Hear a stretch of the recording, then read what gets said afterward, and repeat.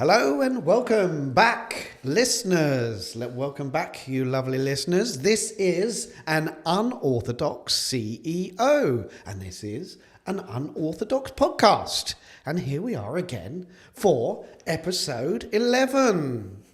I'm Steve Pickering, the CEO of Sussex Beds, and this podcast is all about my journey as a leader in retail and the challenges of growing a small to medium-sized business. And working, of course, with my lovely family. Don't forget, click that subscribe button, follow us, rate us across all platforms. This is a big announcement, drum roll. We have 94 followers. Woo! Does that make me an influencer now? I reckon you're close. Really? Yeah. Is it? It's 10,000. Is it? Okay. So we're close. What about if you become number 100? Come on, like and describe, like and subscribe today. So today I have another guest.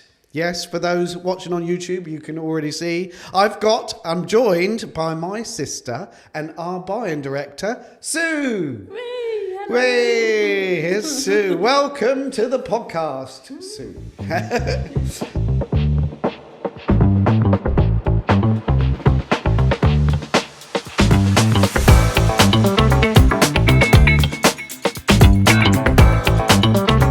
Cool.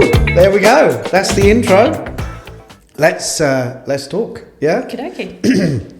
So I said to Sue as she entered, I said to her, is there anywhere we mustn't go? Anything you don't want to talk about? And she turned around to me and said, anything about business, anything about family, and anything about life. So it doesn't leave us a lot, does it? So let's start. I'm going to ignore it, as I always do, because little sisters have to be ignored, don't they? No, they shouldn't. School life. Let's start at the very beginning, as the song goes. School life. Yeah, Ooh. Tell us about your school life and how you really what your childhood was like. I had, I think, a nice childhood. Yeah. Obviously, apart from having two older brothers who would probably antagonise me as much as possible. And I think they found that fun. That's having two older brothers. Yep. Let's be honest, that hasn't changed. School life, Did you enjoy school? I did enjoy school. Majority of it, I found it quite fun. However, most of school, I was quite fortunate. I could get away with doing as little as possible, but always top of any sort of test. So I was quite lucky, I think, in that respect. See that? Someone else said that, Matt. Yeah. So there's a theme there, isn't there? Yeah. Whereas I struggled all the way through school. However, I probably was the only one out of the three of us to be a little bit of a tearaway, I think. It was you. Ooh. Yeah. I remember when I got my first detention and neither of Matt or Steve had a detention. We just never got caught. I sort of pushed the boundaries a bit more, I think, as a teenager, definitely. Yeah. So, yeah. As a teenager at school and with mum and dad? Yeah, probably. Yeah. I think, I did sort of, do a few things that teenagers do. So did you, academic-wise, did you do well with when you come through school? And So I got GCSEs, can't even remember, maths, English, biology, art. When I left school, I was going to do A-levels, but I remember not knowing what I wanted to do. And I remember saying to Dad, oh, I'm not going to do A-levels. I'm going to take a year out and ride my horse. And I remember my dad going, you're bloody not, you're going to go to work. I don't believe that. Actually, I totally believe that. I thought I'd have a year out just playing horses, but Dad wasn't having any of that, so yeah. So you didn't even know what you wanted to do? No. So what happened? Dad then said that I need to do a college course at Hastings College, and do a retail and distribution course, because I was then going to come into the business, but he wanted me to get some sort of qualification, and I think it was an MVQ I got on retail and distribution, and it was the most boring and uninteresting course you could ever imagine. But it did teach me about invoicing and delivery notes and catchment areas and all that sort of thing. But yeah, it wasn't that fulfilling, let's put it that way. So did you want to come into the business, or do you feel as though it was... I worked on Saturdays in the warehouse, doing the stock taking and doing the booking orders, and on an old computer I used to tap away, and when an order come through I used to take it out of stock, and I liked money. As a teenage girl, I think that was like what drove me to want to work. But yeah, that's probably why I went straight out of school into work, because I got the taste of money. Yeah. So it wasn't really an ambition to join the family business? No, not it just particularly. happened. No. I also did Saturdays. Dad did venture into doing a sports shop as one of his avenues, and I used to work on a Saturday in the sports shop with Darren and Phil, and I remember that's where I did my first sort of serving of customers. Was that where you started, in the sports shop? First selling, retail experience was in the sports shop? Yeah. Yeah. I don't think we've actually mentioned the sports shop, even. No. No, I don't think we have. It was one of Dad's random entrepreneurial, let's do a sports shop. I remember working in there on a Saturday, and this young lad came in and he went, I want this pair of trainers. So I got the box of the trainers and I sold him it, and off he went out the door, and then 10 minutes later he came running back in and there was only one shoe in the box. It was a little bit embarrassing. Yeah. So you started in the sports shop. Yeah. Then how did you... And then obviously I did the college course, and I was working, I think I was doing the college Monday, Tuesdays, and then 5 days a week in the shop. I can't remember. I think it was about 4 days a week in the shop. And just in Bexhill most of the time. Yeah. So you started on the bed floor in Bexhill. Yep. Yeah. Yep. We've asked everyone else, so we need to ask Sue, don't we? What was the first thing you sold? Probably Premier Back Care, I reckon, something like that. Yeah. It was a very firm set we used to run. We always used to put it on offer. It was very popular bed. Very popular. Yes. Yeah. So you worked on the floor in Bexhill. Enjoyed the sales? I loved selling to customers. I loved it when you had lovely customers that you could chat to and get a connection with. I also loved it when you had that customer come in and they went, no, don't want any help, and they would be really rude to you, and I'd be like, you're mine, I'm going to sell you something. Like, yeah, I used to love that. Yeah. Used to love it. I see. Yeah. Our salespeople are not like that now. Nobody's forced to buy anything. Not endorsing that. So in the stores, how did you progress on from there, and where did the direction take you through the business? So obviously I worked in the stores doing selling. I was never actually officially a manager of a store, but I worked in quite a few different ones and covered areas.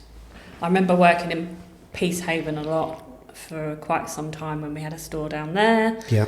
And covering the shops lots down that way, but never actually officially a manager of any of the physical stores. Store. No. I think Dad was quite protective of me. Yeah. I was this little girl and he didn't want me out on my own. So from the sales floor? Yep. Then what was next? So next big step was looking after Sleeping Solutions, managing that and taking control of that, so dealing with the sales and the customers. So we haven't actually mentioned Sleeping Solutions. How did that start? And well, we did a e-commerce website selling basically all Silent Night product. We were really involved with Silent Night. And that was back in 2004, I think, wasn't it? Yeah. And it was at the time it was a really good adventure. Exciting. New, e-commerce was quite new, wasn't it, at the time? Yeah. And it wasn't as... And seeing the sales coming through, we used to have this map on the wall, and I'd put a pin in every location that we sold to, and it was just covered in red pins all over the country, and it was really exciting to, we've got another pin to put in, and it was really exciting. But and it really rocketed, didn't it, when that took off? Yeah. Really did rocket. Because again, it's a bit of a risk, really, wasn't it? We never done no detailed research into, I think it was set it up, and was like, I don't know if we get an order, wasn't it? It was a little bit, bit of a gamble. But suddenly, within hours, wasn't it? It went live and selling Silent Night, my first bed, hundreds of them, hundreds of these beds. They were beds that were designed for kids, and you could choose different colours and had little teddy feet like footballs and pink hearts, and it was quite popular. So that took off well, and we then took it on further, but then's where the challenges started, really, wasn't it? I think it came quite difficult for us to give the service that Sussex Beds give all across the country, and using carriers was an absolute nightmare. I remember I had a delivery in Inverness or something that they lost the part, and the guy was on the phone to me all day, really hassling me, where is this? And I couldn't find the part, and constantly on the phone trying to sort out issues and figure out what to do, but it was an absolute nightmare. And that part of it I don't miss at all. That was absolute hell. Absolute hell. No, and I think other competition grew as well, wasn't it? When we first launched, we were pretty much alone. It was 2p a click, 4p a click. How much is it today? Way more. There was very few people out there, so it was very generic, and it, you could drive a lot of traffic, but it was easily copied, wasn't it? And clone sites, and so really it took off. And then costs started to increase, and problems. And it just, I always remember the first Christmas. Do you remember the first Christmas? And I think because we were so used to doing our own deliveries and being in control, it was like, we can take orders. So we were taking orders. And then we couldn't get it out before and then Christmas. Without really thought, we've then got to get it to a carrier. Then they've got to get it out before Christmas. And it was just an absolute nightmare, wasn't it? It was hell. So they were fun, exciting times, but then it turned into quite a beast. When did that stop then?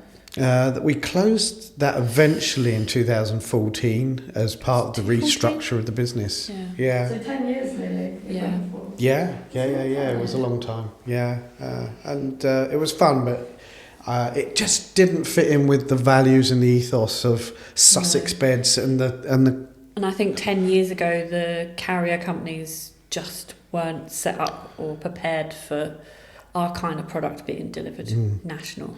Don't get me wrong, there's many nowadays e-commerce sites out there now, but it's very different to when we were doing it. It all become very price driven, and costs went up, margins went down, and the model just didn't really work. No. So that was 2014, and then that's when you.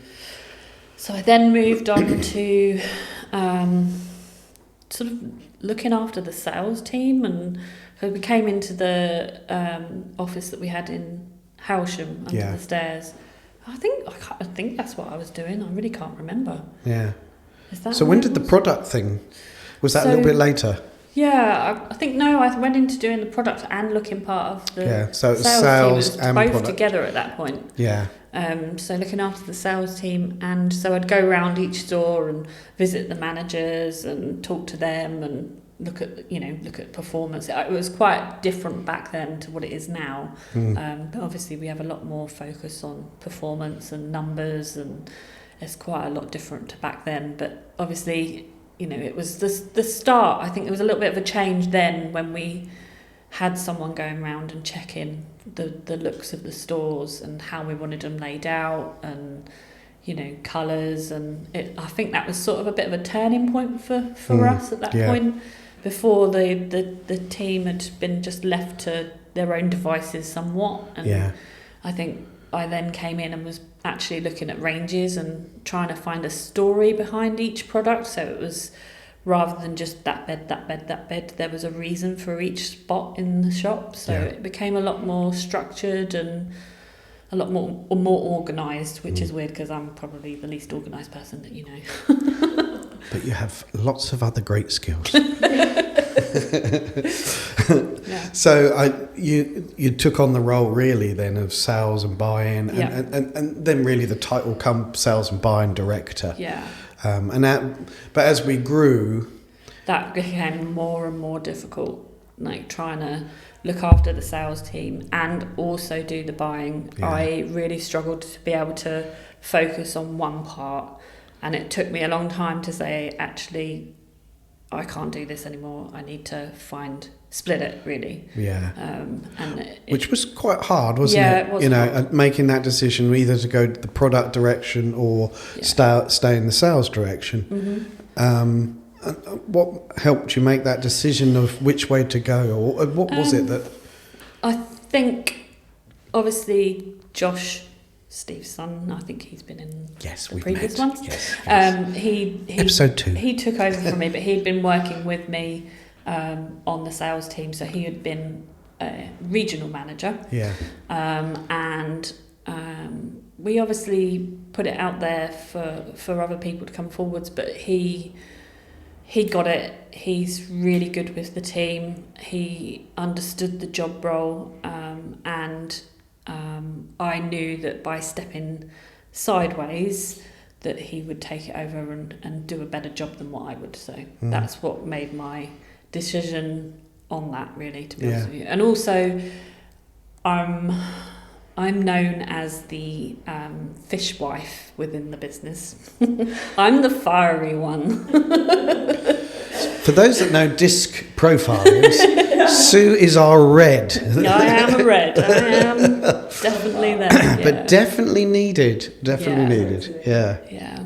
Need a bit of that every now and then. Yeah, occasionally. Not often. No. No.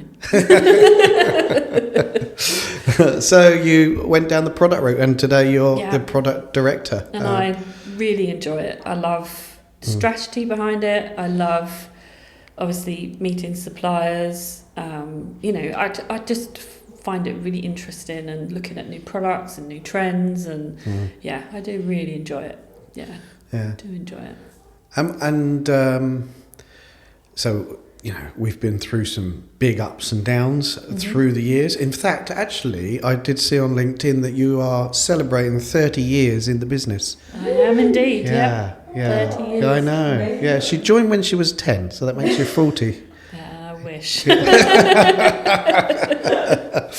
I wish. So 30 years in the business. Yeah. You've seen some big ups. Yep, And definitely. you've seen some little lows. Yes. Yeah. What's Yeah. been the biggest challenge whilst you've been working in the business, do you think? Or what's? I'm a bit of an odd one, I think, because when a challenge. I've always said that. Can you just turn the camera off while I just give him a punch, please? So I've always been a little bit of an odd one where when we get a challenge, I almost thrive on it. I love a challenge, and probably when things are easy and good, I struggle probably a bit more because I like a fight and I like that drive and that. Definitely. Yeah. So when we've had challenges, although they've been challenging, I probably find the easier times the harder. That doesn't make sense, but obviously the stress level is still there. But so what stresses you out? What really? What do you find most stressful when working? Probably lack of knowledge and lack of control. Yeah. Yeah, that's the hardest thing, is not knowing. What, the not knowing. And is that a fear thing that you... Maybe. Just if I know what it is, if it's black and white straight there in front of you, then you can deal with it. But it's when you don't know what's happening, that's the difficulty. Yeah. And can you think of an instance where that was the case over the last few years? Oh, I mean, for me, obviously changing to the new system, Yeah.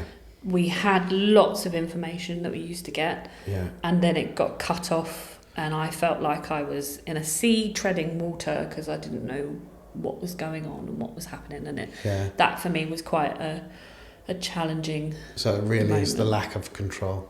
Yeah, a lack of control. I'd say that's a big thing for me. Yeah.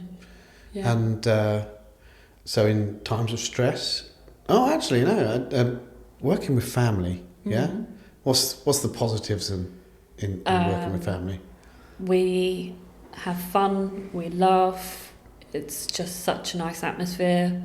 Especially here in the back office, we're always busy and always, keep going, but there's always fun and laughter, and it's just such a nice atmosphere, And I think that's not just family though. I think it's everybody that's in that back office. We all feel, and everyone cares for everybody, which is lovely. Everyone. There's definitely no one that we wouldn't be there for. And we have our differences, and sometimes they flare up. I know a bin that got it. What? What, recently? No, a long time ago. Oh, okay. Yeah, when I was younger. Steve punched a bin in one of our arguments. Just never let me forget that. That poor bin. What's the challenges of working with family? Because you are so emotionally connected to everybody, it becomes so difficult when you've got to deal with difficult situations, or if something... Conversations. Yeah, it's very hard. And as we just spoke, I am a D, a red, and I just go straight in there with what I think and what I say, and I think that upsets people sometimes. So I do have to rein it in a little bit every now and then and think, oh, okay, it was perhaps a little bit wrong, but yeah. Because I'm very direct and don't mess about. Yeah, and that can upset a few people. Yeah. And how do you de-stress? Wow. I still have, I've got 2 horses, and they fill up all of my time, and I can have the most stressful day at work, and I will go straight up there afterwards and go and look after them, and it just all goes away. For me, that's my de-stress. Yeah. It's still there, obviously the thoughts are still there, but it just takes your mind off for a minute, and you can refocus and rethink, and that's perfect for me. Yeah, perfect. Because I think some of the tough times, and you've said, I think there's been times where you haven't been able to ride because your horse is lame, and you really struggle with that. Yeah. Because you haven't got that escape. It's very difficult. Yeah. No. Obviously, they mean a lot to me. I haven't got kids either, so I think that's another reason why I can have that kind of hobby too. It allows me that time. I think it'd be different if I'd had children, but you love your horses. Yeah. Which type of riding is your favourite? So I do English riding, so I'll do on my horse Daffodil, I'll do dressage and show jumping and all types of English riding. And then on Duke, I do Western riding, which is a little bit different. So for anyone who watches Yellowstone, there's something on there called reining, and that's what I do, which is where you do like sliding stops and spins, and it's got a good adrenaline rush. So yeah, it's good fun. I love it. Put some pictures. Of you doing it. No, bless. Love it. There's been some tough times with your horses though, hasn't there? I do remember one. Yeah, that was very tough. Yeah, I mean Ember, wasn't it? Yeah, that was awful. I remember being at work and just breaking down. That's why I mentioned it. I remember because we were in Howsham at the time, weren't we? And she was going through, what was she going through? She went lame, and they found a bone chip in her hock, so they call it an OCD, and they operated to take it out. And it went on for months and months and months, and she was going back and forwards from the horse hospital. The swelling, it just kept going up and down. They had a specialist come down who said, oh, it's a joint infection. And they were like, no, it's not a joint infection. And then I remember we'd gone away to the bed show, and she was at the horse hospital. And I was going to pick her up on the Thursday to bring her home. And on the Wednesday it must have been the Wednesday. I can't remember now. Yeah, it must have been the Wednesday. I had a phone call from the vet, and he said, "This is not good. It is a joint infection," which for her, obviously, it was a really tough decision. It cost me a lot of money because the insurance had run out. I'd exhausted a lot of my funds trying to get her sorted, and I had to make that awful decision to say goodbye to her, and it was so hard. We was there, weren't we? Yeah. We went along. It was tough. No. And it still resonates with me now, so... Yeah, that was really hard. Mm. But hey... Got two No lovely kids. horses now. Yeah, I'm very fortunate and very lucky. Yeah. Yeah. Mm. But what a great thing. Yeah. Yeah. We love our animals. We do. And, you know, whether it's horses, dogs, cats, you know, honestly, they give so much love, and, you know, you don't even have to ask for it. They're there. No. So, No. yeah. So that brings us nicely on. Oh, God. No. So you wanted to do this. You wanted to make me cry. I told you brothers are horrible. That brings us nicely on to during Matt's podcast, he mentioned about the donkey incident, didn't he? And we've had quite a few people message in asking, look, we want to know about this donkey incident. When are we going to hear about it? Well, I think today's the day, isn't it? I don't think... I mean, all I remember really is Mum and Dad being such lovely parents and buying me a donkey. A plastic donkey. A red, furry, plastic donkey. Okay, so I will tell the story from mine and Matt's point of view. So Sue was 4. Yeah, I'd say I was about 4.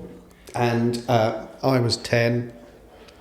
And we went on our first holiday abroad to Mallorca.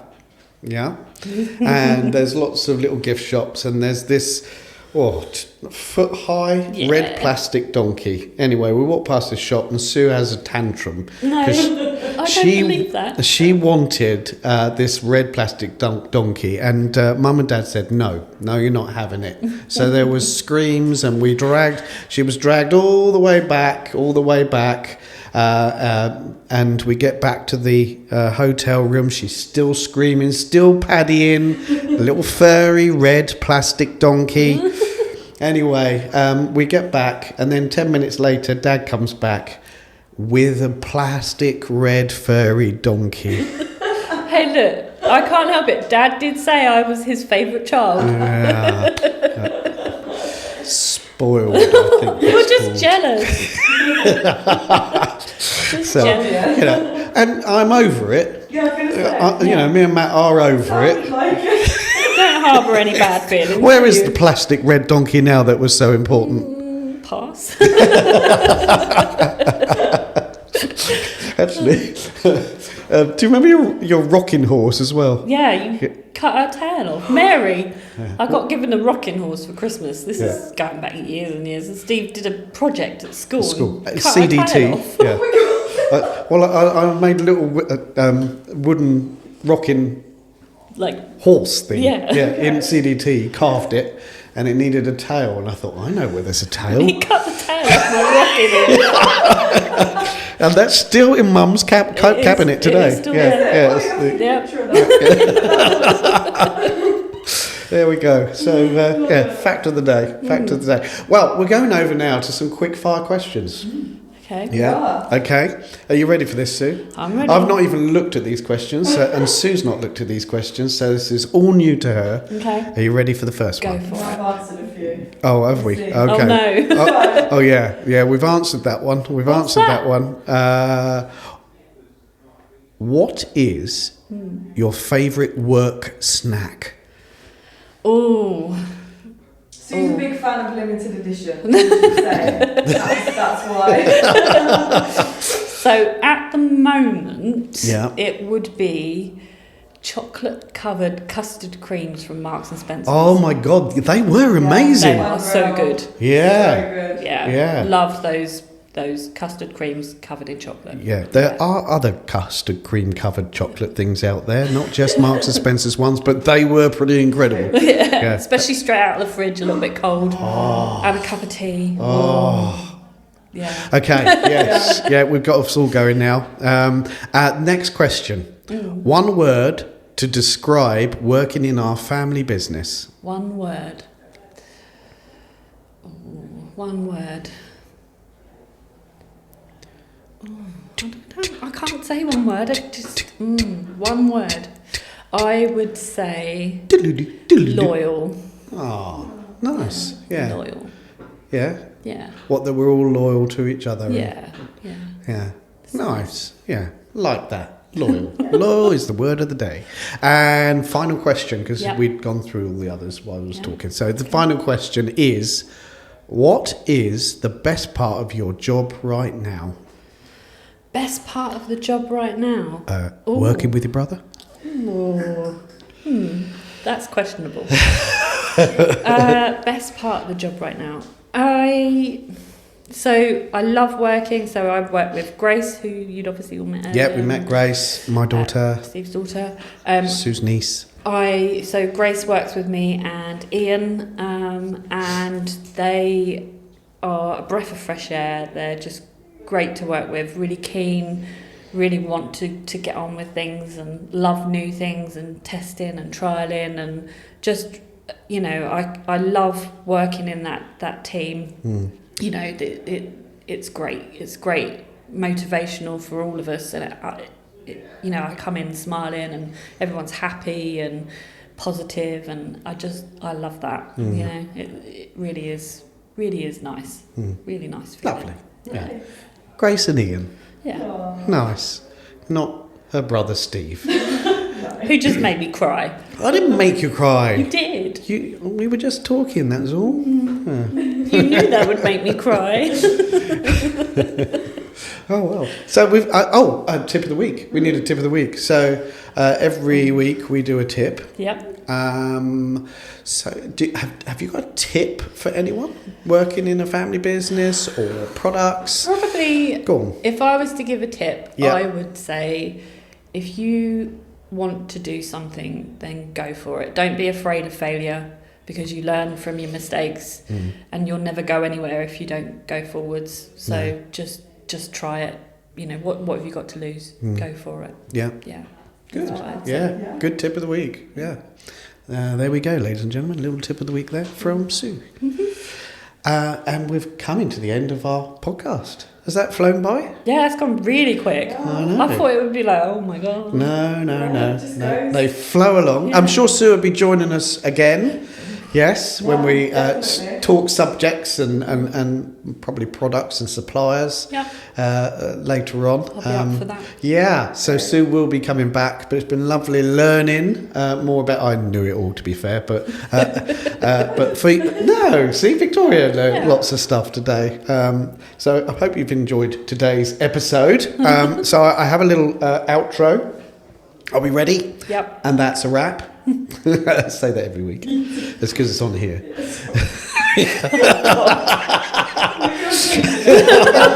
Whoa, there'll be different change. Please do that.